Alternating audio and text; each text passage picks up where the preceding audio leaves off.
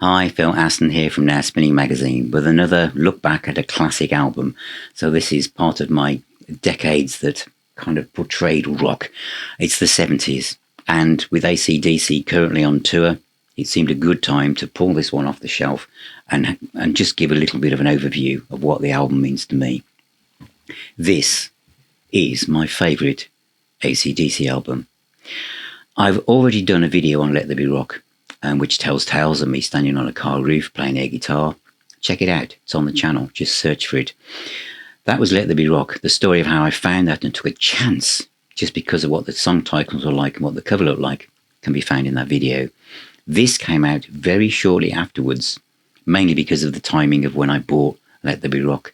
So I'd only just been telling all my friends about that and getting them into AC/DC, hence the air guitar incident on top of a car roof, when literally 2 weeks later or 3 weeks later this appeared on the release schedules. It was £2.25. I bought it from Virgin in Birmingham and couldn't wait to get it home. Song titles: Give Me a Bullet, Down Payment Blues, Gun Shooting, Riff Raff, Sin City, Up to My Neck in You, What's Next to the Moon, Cold Hearted, Man, and Kicked in the Teeth. I had no idea what any of that was going to be like, but I just knew it was AC/DC, so it was going to be wild, it was going to be raw, it was going to be exciting. And they appeared on Top of the Pops with the single, which was Rock and Roll Damnation, which I still have tucked away in the garage somewhere, which I couldn't find for this video. No doubt I'll find it immediately when I go and look for it in a minute. I didn't quite like that. It didn't really have a guitar solo in it, which I was soon going to learn that really didn't matter at all. But I thought, oh. And of course, when I bought the album, it wasn't on it. It's not on the vinyl album.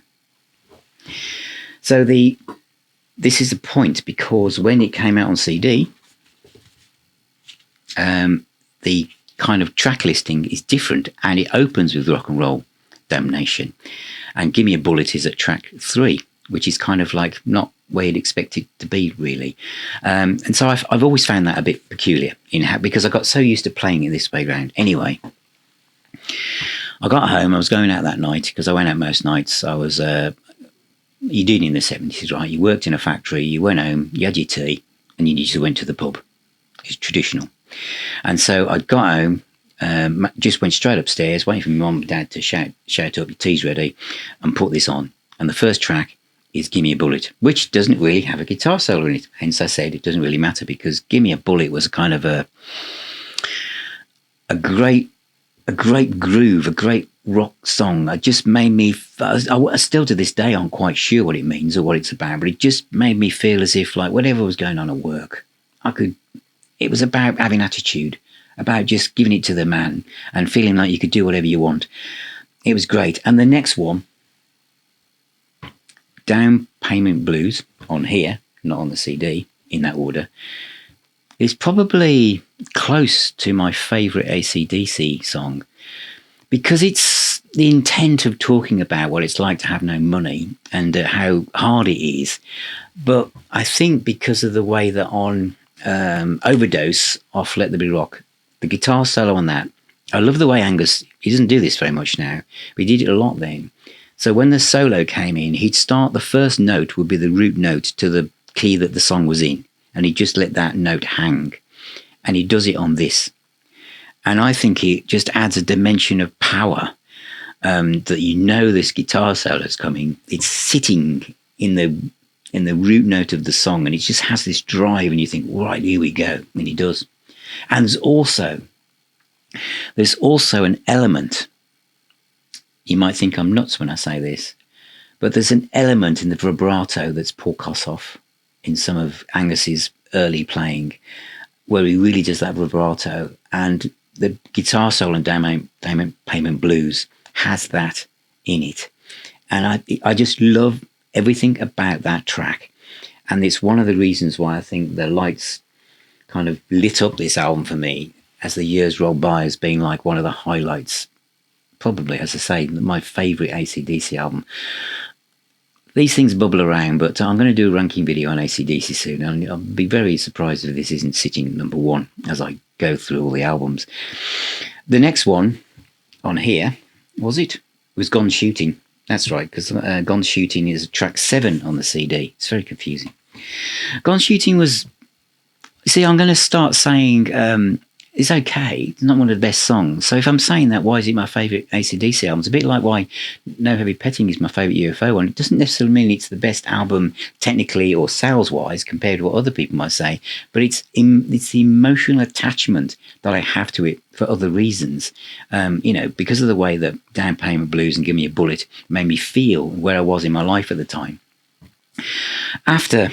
the CD is the track listing is Demedi. And the next one is Riff Raff. Now, this is really clever because it's a really interesting riff, because when you try and tap your foot to it, because it's like an offbeat and it slowly changes, you find yourself confused and your foot's thinking, where are we going? But it's a very clever song. It wasn't one of my favourites live on the Let There Be Blood album. I think I preferred it. But again, it was clever. The next track that really brought it home to me, which was the B-side of Rock and Roll Damnation, was Sin City. Now that's a riff. That's a riff that kind of hangs back from Let There Be Rock, where Let There Be Rock, every track has a riff. But Sin City is probably the first real track like that, in a way. Maybe it was an outtake, but there's another one on this album that I always felt was. But Sin City is brilliant. Going into town at night, the whole feeling of the imagery, the kind of your imagination running wild when you're only a kid. It's fantastic, absolutely brilliant. And then we have, just make sure it is the same. No, it's not. It's Up to My Neck in You on side 2 of my vinyl album, which on here it's actually What's Next to the Moon. Weird. So What's Next to the Moon? Sorry, Up to My Neck in You is a good track. What Next to the Moon is next. All great songs. Cold Hearted Man is great. But the track that I probably kept lifting up the needle to put back to over and over again, this is the track where I felt was probably a throwback from Let There Be Rock, and it's the last track on the CD as well, is Kicked in the Teeth.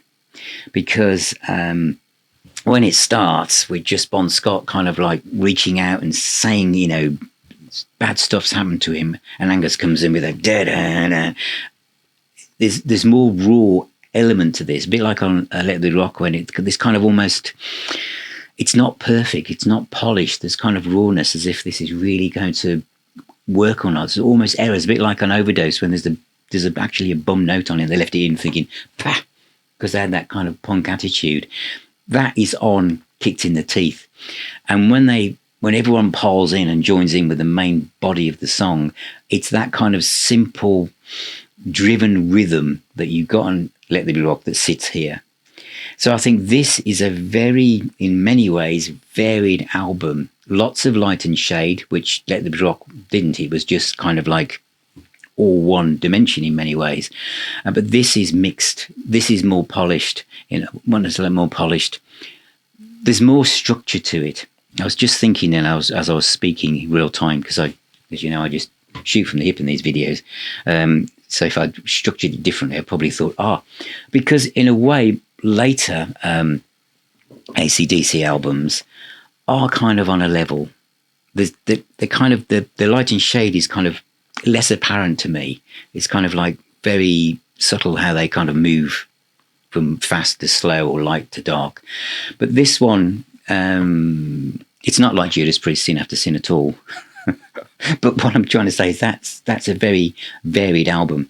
And this, because of Gone Shooting, What's Next to the Moon, Cold Hearted Man, it is varied. There's a lot going on. And I think because of that, this album, I've never tired of it. Whatever my mood is, there is a track on this album that fits it like a glove. It's just great. Could you start here? Oh, yes. You could start here. This is Bon Scott at his best. The CD's great. It sounds brilliant. It's just the way that it's sequenced, because I played this so much. It seems so simplistic now, doesn't it? £2.25. There's nothing to read on the back. This is vinyl back then. At this point, just track listings. Angus is the main focal point of this band, so he's the one who's on the front. It's all about Angus in a way. But yeah, great album. So let me know what you think of Powerage from 1978 from AC/DC. And it's great that Angus is still treading the boards and still doing it. Oh, it's an inspiration. It's an inspiration to those of us who are maybe a little bit older than we were when this first came out, to think, look at Angus. He's still doing it. I'm going to still do it. Let's keep rocking, everybody. Music is the healer and the doctor. Keep spinning those discs. Subscribe. That's what Angus should want you to do. And I shall see you all very, very soon.